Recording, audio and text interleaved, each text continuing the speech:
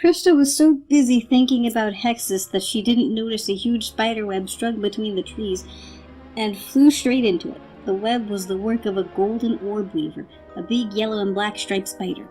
Sometimes you miss what's right under your nose, and that can be dangerous, said the spider. Fairy no less. Must be my lucky day.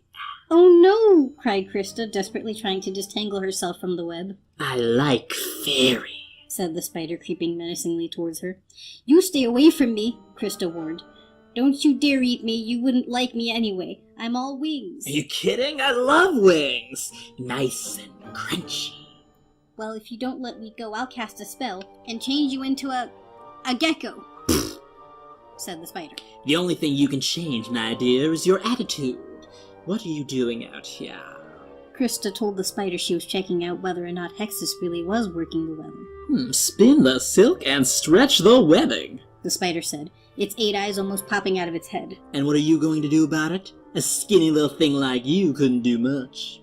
I am a fairy and I can do all sorts of magic things, said Crysta, hoping she sounded convincing. But the spider didn't believe her and asked Crysta to prove she was magic, so Crysta closed her eyes, held out her arms, and concentrated. The flash of red that suddenly appeared next to the web surprised her almost as much as the spider. Pips! She cried, as an elfin-faced boy unfolded his amber wings and hovered in the air beside her, grinning. I've been following you, he said. And I must say, you've been flying like an old mothball. Fancy flying into the oldest trap in the world, fly-face. Lucky I was watching out for you. I could have managed on my own. That's a load of turkey mold, and you know it. He laughed and helped her out of the web. Hello, Pips, said the spider. Pity you showed up. I was having fun. Fun? Spluttered Crysta. It may be your idea of fun, but you were about to eat me. Nah, replied the spider. I never eat fairy. No taste. Then why did you have to frighten me to death?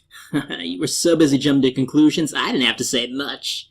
But take my advice, Crysta, and practice up on your magic. You could need it.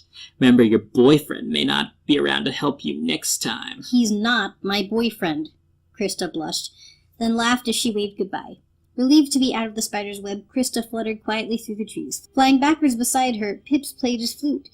They took a shortcut through the forest and crossed the creek at Deadwood. Suddenly the atmosphere changed. The air now smelled heavy with rotting leaves. Pips tucked his flute under his arm and turned around. There's something following us. I know there is, Crysta said, looking back over her shoulder as they picked their way through the thickly woven vines. Only your shadow. She took his hand. Pips, do you remember any of the old forest legends? She asked. You mean the stories about goblins and trolls and evil spirits? Come on, Chris. Aren't you a bit old for fairy legend? But what if those stories are true? She insisted. Pips just laughed at her. Hey, don't get your wings in a twist, he said. There are no evil spirits, you featherbrain. They don't exist. I'm serious about this, Pips. There's something weird going on in this forest, and I'm going to get to the bottom of it. And I think you've been listening to too much frog talk. Word has it that you've been spending so much time with Magic Loon lately, you've gone seedy. Is that so? Then watch this, she said, letting go of his hand and disappearing through the tangle of vines, leaving her trail of iridescent blue behind her. Just then the sound of the Beetle Boys kick-starting their noisy staghorn beetles pierced the quiet of the forest. We got you covered this time, yelled Stump, their leader. And you're gonna be mulched. Have to catch us first, shouted Pip, streaking after Crysta. The race was up. It was a race with absolutely no rules. The Beetle Boys didn't believe in rules. In fact, they didn't believe in anything outside their noisy beetle world. They were fast-living, fast-flying elves who had become so attached to their beetles they'd almost become a part of them. No one knew where they'd come from, but just about everyone agreed they were a dirty, no-good lot who weren't welcome in FernGully. 4 of them now chased after Crysta and Pips as they flew as fast as they could towards Thunder Falls. Pips knew how much the Beetle Boys hated water, so he figured they'd never follow them up the raging waterfall. Soaring and plummeting, twisting and spiraling, Crysta and Pips raced through the forest. The Beetle Boys followed close behind, weaving their way through the webs of vines, then streaking along the glassy surface of the creek, narrowly missing low branches and terrifying baby plats and mother platypus, who were enjoying a quiet swim.